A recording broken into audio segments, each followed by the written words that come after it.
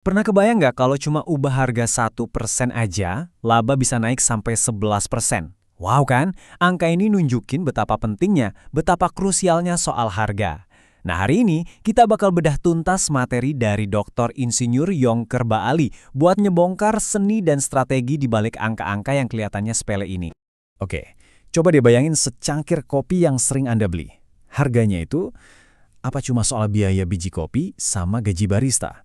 Atau jangan-jangan harga itu sebenarnya adalah sebuah statement, pernyataan soal brand, soal kualitas, bahkan soal pengalaman yang Anda beli. Nah, ini dia pertanyaan utamanya.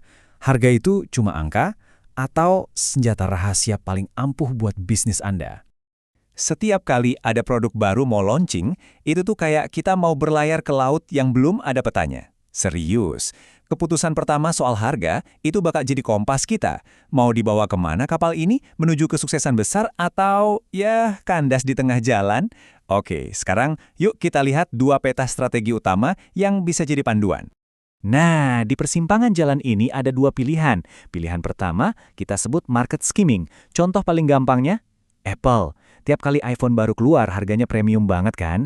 Mereka sasar para fans berat yang rela bayar mahal. Di sisi lain, ada yang namanya market penetration. Ini kebalikannya. Coba lihat deh Xiaomi. Masuk pasar dengan harga yang merusak pasar, kompetitif banget. Tujuannya apa? Biar cepat dapat pangsa pasar yang gede. Jadi, intinya itu soal pilihan besar, sebuah trade-off. Mau untung gede di awal dari tiap produk yang dijual, tapi risikonya pasar yang nggak seluas itu, atau mau bangun basis pelanggan yang masif dulu dengan untung tipis-tipis di awal. Dan ini bukan sekedar taktik jangka pendek loh. Keputusan ini bakal nentuin arah pertumbuhan bisnis Anda buat bertahun-tahun ke depan. Oke, sekarang kita naik level. Bayangin bisnis Anda makin gede. Bukan lagi cuma jualan satu produk andalan. Anda sekarang punya banyak lini produk. Nah, disinilah urusan harga jadi jauh lebih rumit. Udah bukan catur biasa lagi, tapi kayak main catur 3 dimensi. Dan buat menang di permainan kompleks ini, Anda butuh alat yang pas. Yuk kita buka kotak peralatannya bareng-bareng. Ada 5 strategi utama di sini. Ada yang namanya product line pricing, optional product pricing, captive product pricing, by product pricing, dan yang terakhir product bundle pricing atau yang sering kita sebut bundling. Biar gampang, kita lihat contoh klasik deh, misalnya di industri mobil. Biasanya ada kan model yang paling dasar, harganya paling terjangkau. Terus ada model menengah, fiturnya nambah dikit, harganya juga naik. Paling atas, ada model premium, fiturnya lengkap, harganya paling tinggi. Ini tuh bukan cuma soal bedain harga, tapi soal menciptakan tangga atau jenjang nilai yang jelas buat nuntun pilihan konsumen. Tapi, ingat satu hal penting, pasar itu nggak pernah diam. Harga itu bukan sesuatu yang kita tetapkan sekali, terus udah, selesai. Bukan kayak gitu. Harga itu lebih mirip organisme hidup. Dia harus terus-menerus beradaptasi. Atau ya, mati. Nah, sekarang kita ngomongin soal penyesuaian yang dinamis.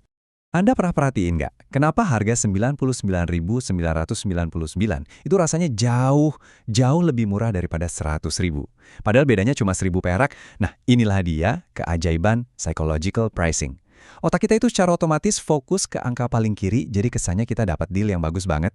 Trik simpel, tapi dampaknya ke keputusan beli itu luar biasa. Pernah nggak sih Anda cek harga tiket pesawat, terus beberapa jam kemudian cek lagi, harganya udah berubah? Atau pas lagi hujan deras, tarif ojek online tiba-tiba meroket? Nah, selamat datang di dunia dynamic pricing. Di sini, harga diatur sama algoritma secara real time, berdasarkan permintaan, waktu, bahkan bisa jadi berdasarkan riwayat pencarian Anda sendiri. Di zaman sekarang, main tebak-tebakan atau pakai firasat aja itu udah nggak cukup. Kuncinya apa? Data. Data itu kompas kita. Dengan analisis data yang jalan terus-menerus, perusahaan bisa baca pasar, bisa cepat ngerespons kalau pesaing naikin harga, atau bahkan bisa menyesuaikan diri sama inflasi. Intinya, ini mengubah sekedar kira-kira jadi keputusan strategis yang tajam. Selain itu, masih banyak senjata lain di gudang taktik para manajer. Ada yang namanya harga promosi, ya kayak diskon-diskon gitu buat naikin penjualan dalam waktu singkat. Ada juga harga tersegmentasi, contohnya harga khusus pelajar atau mahasiswa.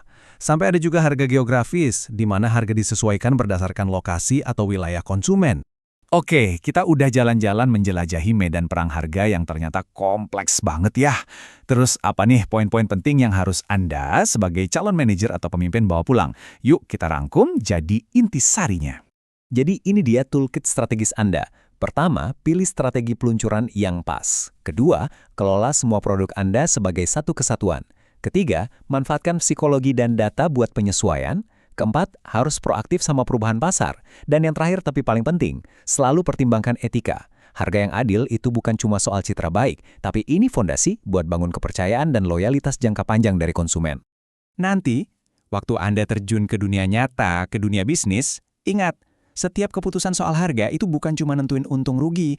Keputusan itu juga yang akan membentuk citra brand Anda dan hubungan Anda dengan pelanggan.